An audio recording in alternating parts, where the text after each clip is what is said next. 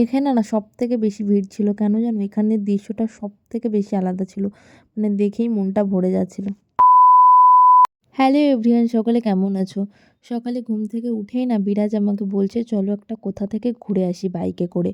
যেহেতু ও বলছে আমি না অনেক দিন বাইক চালাইনি আর বাইকটা গ্যারেজে থাকতে থাকতে না নষ্ট হয়ে যাচ্ছে না চালাতে চালাতে। আমি বললাম ঠিক আছে চলো কোথাও একটা ঘুরে আসি। বাট সকালে না কিছু খেয়ে যাই, যেহেতু আগের দিন রাতে সেভাবে কিছু খাওয়া হয়নি, দুজনেই ঘুমিয়ে গেছিলাম তাড়াতাড়ি করে। সেজন্য আমি বললাম আমি একটু ভাত বানাই, আমার যেহেতু ভাত না খেলে না দিনটা শুরুই হয় না, এই আর কি।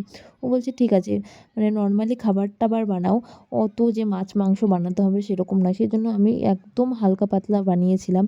ডাল, একটা শাক ভাজা আর হচ্ছে ভাত করেছিলাম। ওটা খেয়েই না ও আমাকে কিছুটা হেল্প করে দেয়। ওটা খেয়েই বেরিয়ে পড়েছিলাম। তারপরে ও বলছে চলো একটু কলকাতা থেকে ঘুরে আসি। আমি বললাম কলকাতায় কোথায় যাবে? ও বলছে আমি চলো সায়েন্স সিটিতে নিয়ে যাই। আমি বললাম ঠিক আছে। আমি না আগে কখনো সায়েন্স সিটিতে যাইনি। এই ১ম বার আমি সায়েন্স সিটি গেলাম। আর ভীষণই ভালো লেগেছে আমার। ও আগে অনেকবার গেছিল বাট আমি যাইনি। ও যখন গেছিল তখন আমি ওর সাথে ছিলাম না। তো এই যে ১ম এ আমরা বাইকে করে অনেকটা জার্নি করেছি। মিনিমাম ২-২.৫ ঘন্টা তো হবেই। বাট ম্যাপে আমাদের দেখাচ্ছিল যে ৪০-৪৫ মানে ৪৫ মিনিটের মধ্যে পৌঁছে যাবো আমাদের বাড়ি থেকে। তো হচ্ছে রাস্তাতে এত জ্যাম ছিল, মানে মানে কয়েক সেকেন্ড পর পর দাঁড়াতেই হচ্ছে। এতটা জ্যাম ছিল। সেজন্য এতটা লেট হয়ে গেছে। বাড়ি থেকে বার হয়েছিলাম তাও প্রায় ১২ টায়, আর পৌঁছেছি ২টো ২.৫টে এরকম হবে। তো এসেই তো প্রচণ্ড খিদে পেয়ে যায়। তো ভিতরে মানে সায়েন্স সিটির ভিতরে এত খাবারের প্রাইস, সেজন্য আমরা আর ভিতরে খাইনি। বাইকটা রাখার পরে তো বাইরে থেকে না একটু ধোসা খেয়ে তারপরে, আর বাড়ি থেকে তো খেয়ে এসেছিলামই। সেজন্য হালকা পাতলা কিছু খেলেই হয়ে যাবে। তো বাইরে থেকে একটু ধোসা খেয়ে তারপরে ভিতরে এন্ট্রি করি। তো এসে একটা টিকিট কাটি। এটা আমাদের নিয়েছিল দুজনের ৳১৫০ না ৳১৭০ এরকম হবে। তো এটা ঘুরতেই না আমাদের সন্ধ্যা হয়ে যায়। তো এসে জল তেষ্টা পেয়ে যাই। তো একটা জলের বোতলও কিনে নেই।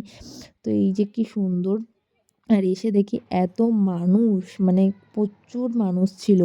মনে হচ্ছে যে একটা মেলা টাইপের বসেছে। যেহেতু ডিসেম্বর মাস অবশ্যই ভিড় হবে। সবাই তো ঘুরতে ভীষণই পছন্দ করে শীতের টাইমে। সবাই ঘোরে। আর এই যে আর এতটা মানুষ ছিল এখানে, তোমরা দেখো, দেখলেই বুঝতে পারবে। আর একদম আমরা উপরে উঠেছি, এইগুলো পরপর না আমরা দেখছিলাম। যেহেতু সবই সায়েন্সের, তোমরা দেখতে পারো। এখানে না ক্যামেরা অ্যালাউ ছিল, আর এখানে এন্ট্রি করার জন্য আমাদেরকে না কোনো টাকা পয়সা কিছুই লাগেনি, এখানে ফ্রিতে। আর বাদবাকি যেগুলো ছিল ওগুলোতে আমার যাওয়ার ইচ্ছে ছিল বাট লাইন দেখে না আমি আর যাইনি। তো এই যে দেখো এই আয়নাটা, মানে একটা জায়গায় দাঁড়াচ্ছি সমস্তটা আমাকে দেখা যাচ্ছে। তো কি দারুণ লাগছিল, আর বাচ্চারা না বেশি আনন্দ করছিল এগুলো দেখে, দেখলেই বুঝতে পারবে।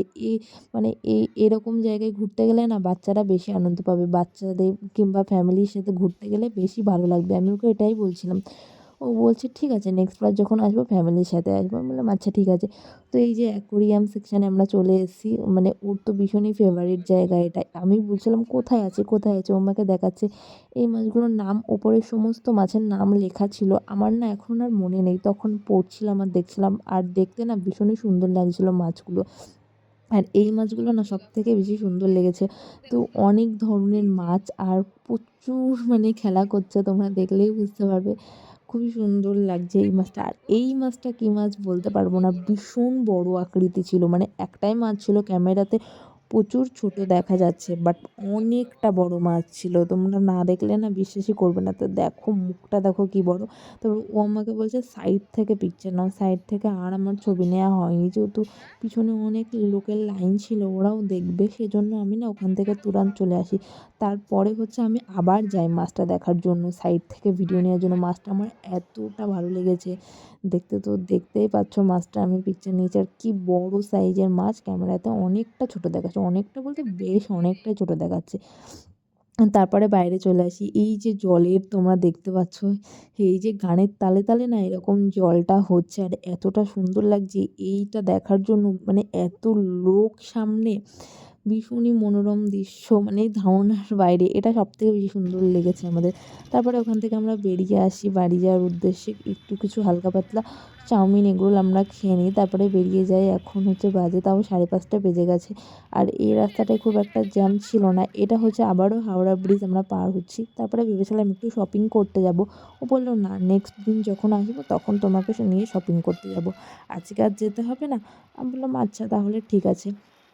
তো বাড়ি আসতে আসতে আমাদের প্রায় 7টা 7:30 বেজে গেছিলো। একটুখানি রাস্তাতে দাঁড়িয়েছিলাম। তো ভিডিওটা কেমন লাগলো অবশ্যই জানিও। টাটা।